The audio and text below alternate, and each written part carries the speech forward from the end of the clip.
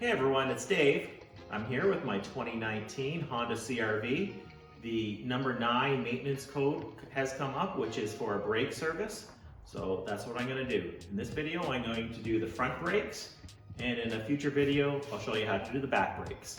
You're watching Dave's Auto DIY.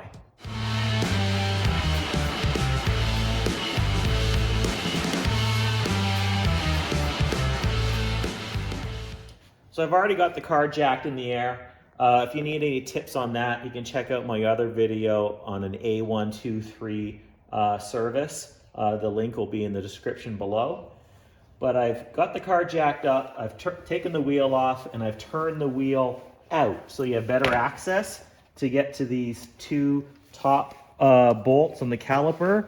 These are 14 millimeter, and we can back those out. I have an impact gun, so it comes out. If you're just using a wrench, you might have to hold the inner side of where it threads into to get it out, but the impact will just take it right out without needing the putting a wrench on the inner part. And pull those two bolts out.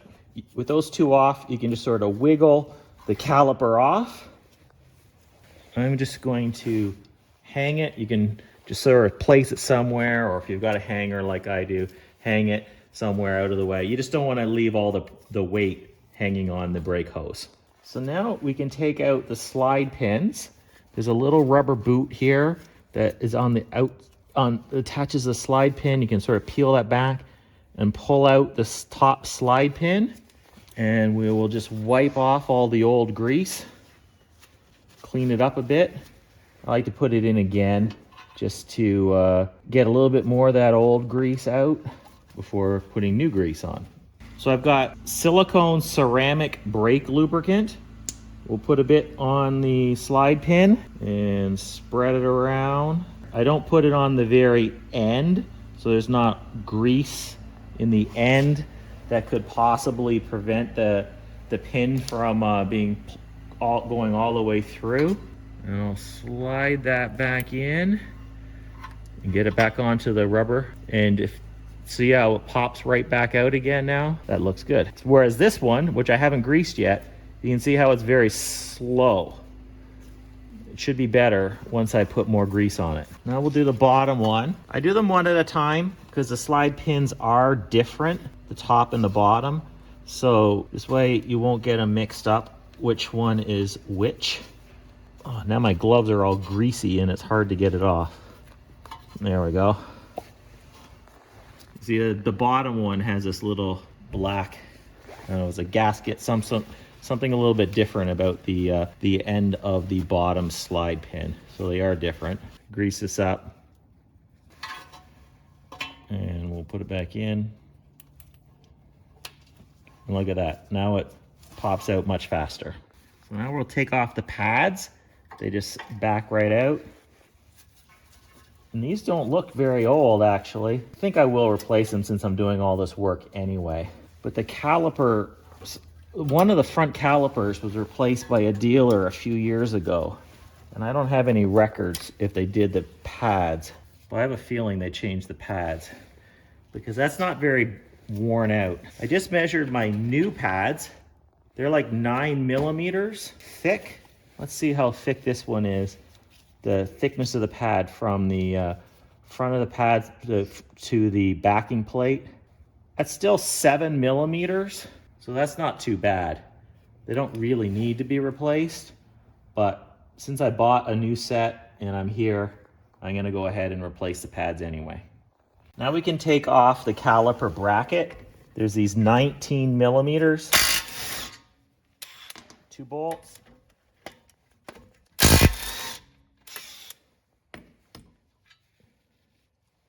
You need to take the bracket off. All right, so the new brakes, which I've bought as a set of Bosch carbon ceramic brakes, or ceramic brakes. There's the part number BE2036H are the front. They come with new brackets, so you can take off the old bracket off the brakes and we won't be reusing those. And we'll clean these surfaces up just a little bit where the bracket sits. And I'm going to put a little bit of grease on there on each of the places where the bracket sits. Just make sure it doesn't make any noise. Just put it around a little bit.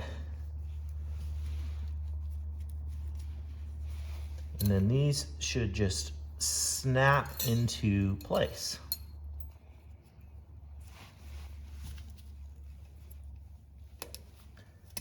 Like so. And then on the other side, this is the surface where the calipers will slide in and out.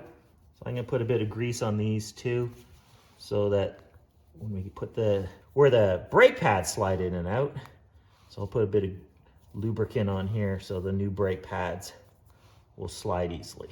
I'm not gonna be replacing my rotors, but at this point, if you did want to replace it, there's a screw here that you have to take out and then pull off the rotor to replace it. I'm not replacing the rotors today. They are not warped. There's no pulsing. I don't see any scratches in there. So I'm just gonna put on new brake pads, but leave the rotors. So next we will put back on the bracket. I'll hand tighten those bolts to start. I've seen a few other YouTubers say these are 80 foot-pounds, but I found some information from Honda saying 101 foot-pounds. So I'm gonna put them up to 101 foot-pounds for the bracket bolts. So here's the old pad. The inner pad has this clip on it. So I got my new pad. The new pad comes with a new backing plate on here. So this will be the inner pad. And we're not going to reuse these old spring clips. I'm going to put on the new ones that came with the kit and just put one on either end. Here I'm making sure I'm not getting grease on the rotor itself or on the friction surface. Your gloves are probably dirty. Just try not to touch the friction surface. And that's it for the inner pad. And the outer pad, I will do the same way and put on these little spring clips. So I put a bit of grease on or lubricant on the backing plate, not on the front, of course. And I'll slide the outer pad in to the bracket, which I already put a little bit of lubricant on, and that's in. That's the outer pad in.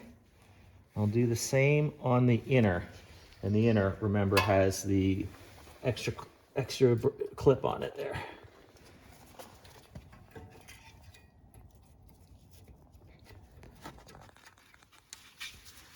Now you have to push the piston in the caliper back in flush so that it'll fit over the new brake pads. I've got this tool. I don't like it. I just bought it yesterday off Amazon. I've seen other designs that have just more of a simple screw mechanism to help push it back in. I would borrow one of those tools or buy one of those tools from a shop, but this one is some sort of ratchet design, and it does work. I can push that piston back in, but it's a bit finicky to get it started. I don't like this tool I bought from Amazon, but we'll make do. Got the piston pressed back in. So I'll take it off the hanger, and I should be able to slide it back over the brake pads. Push in the slider pins so that it'll fit in place. I'm gonna get a bit of Loctite for these bolts. I'm gonna put a little dab of blue thread locker on there so these don't come out, and get them started by hand.